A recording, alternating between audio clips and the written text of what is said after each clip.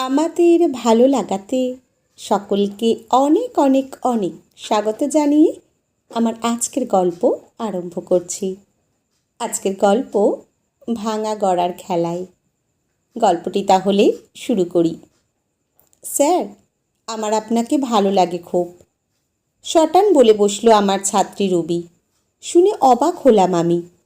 Ruby আমার দ্বিতীয় বর্ষের ছাত্রী, যেমন চঞ্চল তেমন অবাধ্য, কিন্তু মেয়েটা মেধাবী সেটা জানতাম। তবে হঠাৎ করে এমন কথা সে বলে বসবে তা আমি স্বপ্নেও ভাবিনি। আমার মেশবাড়ির একটা ঘরে টিউশন পড়িয়ে আমি নিজে লেখাপড়া চালাই আর গ্রামের বাড়িতে টাকা পাঠাই। রুবি যে বড় বাড়ির মেয়ে তা জানি। ওর বাবা লেখাপড়া নিয়ে আমার সাথে কথা বলতে আসেন মাঝে মাঝে। দুঃখ করে বলেন, মেয়েটার ছেলে মানুষই আর গেল না, সিরিয়াস নয় ফিউচার নিয়ে। রুবি যে সত্যিই ছেলে মানুষ তা আবার প্রমাণ হলো। মেয়েটা আমার চেয়ে কত ছোট। অবুঝ না হলে কেউ চাকরি জোটাতে না পারা গরিব টিউশন মাস্টারকে ভালো লাগার কথা বলে? আমি রুবিকে ধমকের সুরে বললাম, এসব কী ধরনের কথা? আর এরকম যেন না শুনি, না হলে তোমার বাবাকে সবটা জানাবো। দেখলাম রুবির চোখটা জলে ভরে গেল। হাত দিয়ে মুখ ঢেকে বেরিয়ে গেল সে। বাকি ছাত্রছাত্রীরা আগেই বেরিয়ে গেছিল, তাই জানাজানি হলো না ব্যাপারটা। মেয়েটাকে কাঁদতে দেখে খারাপ লাগলো। আমি বুঝি এই বয়সে এমন অনেক কিছু মনে হয়, ভালো লাগা ভালোবাসা হয়। তারপর বাস্তব বুঝতে শিখলে ও নিজেই বুঝে যাবে ও ভুল করেছিল। রাতে শুয়ে রুবির মুখটা ভেসে উঠল। ওর বলা কথাটা কানে বাজছিল, আপনাকে ভালো লাগে স্যার। মনে মনে ভাবলাম, কদিন পরেই ঠিক হয়ে যাবে। আমার নিজের 6 বছরের সম্পর্ক ভেঙে গেল, প্রেমিকা কারো স্ত্রী হয়ে গেল একটা সরকারি চাকরি জোটাতে পারিনি বলে। আর বাচ্চা মেয়েটা কত বোকা। ভালো নাম্বার পেয়ে মাস্টার্স পাশ করে জমানো টাকা সব শেষ করে বিএড করেও আমি টিউশন মাস্টার। আমি বাড়ির বড় ছেলে, বেকার বড় ছেলে। পরীক্ষায় পাশ করেও চাকরি হয় না, কেস হয়ে যায়। কতবার ইন্টারভিউতে আটকে গেছি। শেষ বয়সে এসে বাবা মাকে বলতে শুনি, মরার আগে তাদের সুখ শান্তি স্বাচ্ছন্দ্য কিছুই দিতে পারিনি। এত লেখাপড়া শিখিয়ে কোনো লাভ হয়নি, সত্যিই আমি অপারগ বটে। প্রেমিকা বড় অস্থির ছিল আমার সরকারি চাকরি নিয়ে। বেশ কিছুদিন অপেক্ষা করার পর বাবার ঠিক করা চাকুরিজীবী ছেলের সাথে ঘর বেঁধেছে। আমার চোখের জল অসহায়ত্ব কিছুই চোখে পড়েনি তার। এরপর বয়স বেড়েছে। টিউশন মাস্টার উপাধি পাওয়ার পর আর কেউ ভালো লাগা ভালোবাসার কথা বলেনি। আমারও কাউকে নিয়ে এই ধরনের কিছু ভাবতে মন চায়নি। বাড়িতে অবশ্য বলেছে গ্রামের কোনো মেয়েকে বিয়ে করে চাষের কাজ শুরু করতে। আমি তা শুনিনি। নিজের লক্ষ্য পূরণের শেষ চেষ্টাটুকু ছাড়তে নাড়াচ্ছিলাম আমি। আর ঠিক করেছিলাম বিয়েই করব না। ভালোবেসে দেখেছি ভালোবাসার চেয়ে প্রফেশনটা বেশি গুরুত্বপূর্ণ। আর এটাও ঠিক, কারো বাবা মাই চাইবে নিজের মেয়ের অনিশ্চিত ভবিষ্যতের দিকে ঠেলে দিতে। তবে রুবি ব্যতিক্রম ছিল, যেটাকে আমি ছেলে মানুষই ভেবে ভুল করেছিলাম। কিছুদিনের মধ্যেই রুবির মধ্যে অনেকগুলো পরিবর্তন লক্ষ্য করলাম। আগের চেয়ে অনেক শান্ত লাগে ওকে। পড়া ঠিকঠাক করে আনে। আগের মতো ওর খাতায় ছবি এঁকে বোঝানোর জন্য হুটোপাটি করে না। চুপচাপ নিচে সাইকেল নিয়ে পড়তে আসে নির্দিষ্ট সময়ে। আগের মতো আর দেরি করে না। সত্যি বলতে ওর এই চেঞ্জটা আমার ভালো লাগেনি। ওর প্রাণবন্ত অবস্থায় বেশি ভালো লাগতো ওকে। একদিন রাত 12টায় রুবির কল পেলাম। বলল, শুভ জন্মদিন। আপনি বারণ করেছেন বলে আর কিছু বলি না, কিন্তু আমার আপনাকে ভালো লাগে। আমি কি বলবো বুঝতে পারলাম না। বাইরে কে একজন বলে উঠল, দাদা পার্সেল আছে। বাইরে বেরিয়ে একটা বক্স হাতে পেলাম। তাতে ছিল একটা সুন্দর কেক আর একগুচ্ছ লাল গোলাপ। সাথে মোড়ানো কাগজটা খুলতেই দেখলাম একটা স্কেচ, আমার ছবি। কি সুন্দর! আমি যখন পড়াই সেই মুহূর্তের একটা ছবি এঁকেছে রুবি। কতটা ভালোভাবে দেখলে আর দক্ষতা থাকলে যে এমনভাবে আঁকা যায় তা ভাবতেই অবাক হলাম।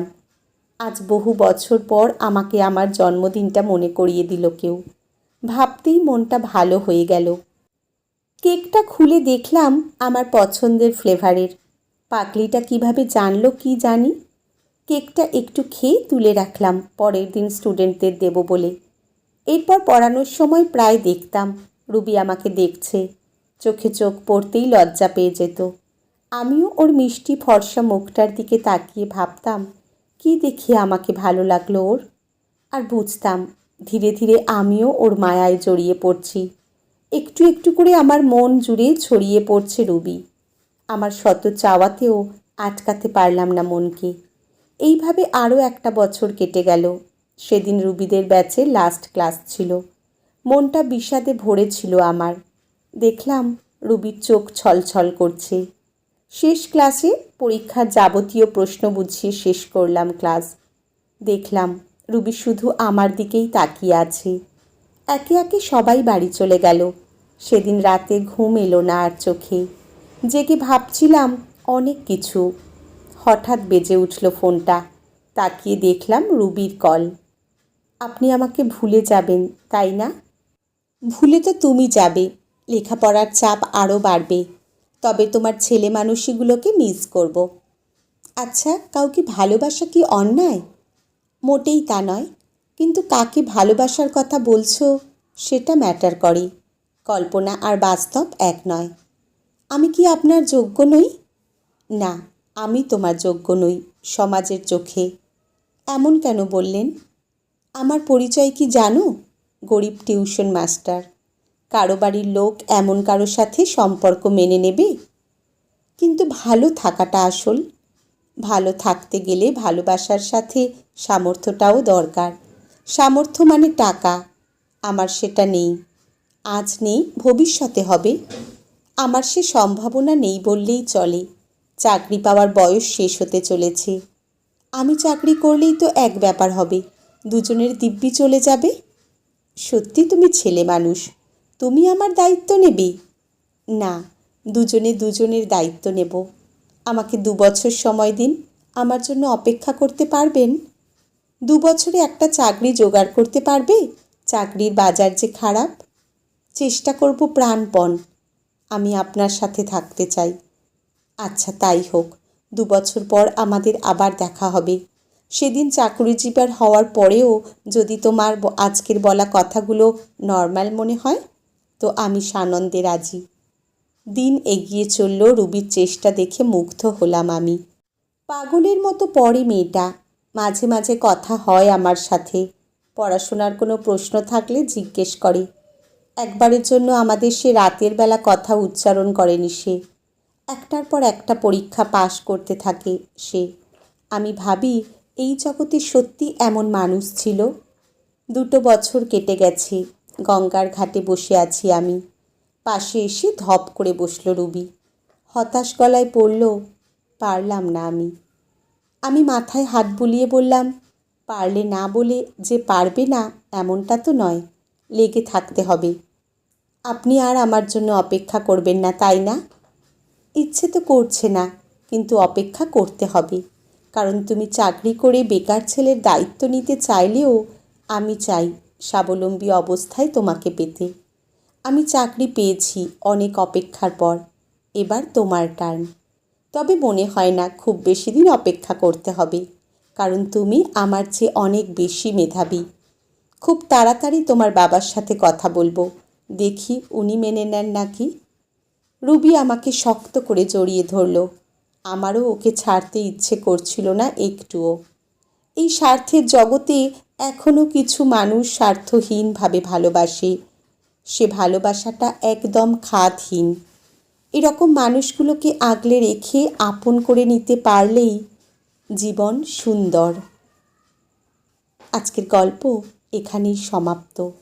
কলমে শ্রাবন্তী মিস্ত্রি, পাঠে জয়তী। ধন্যবাদ।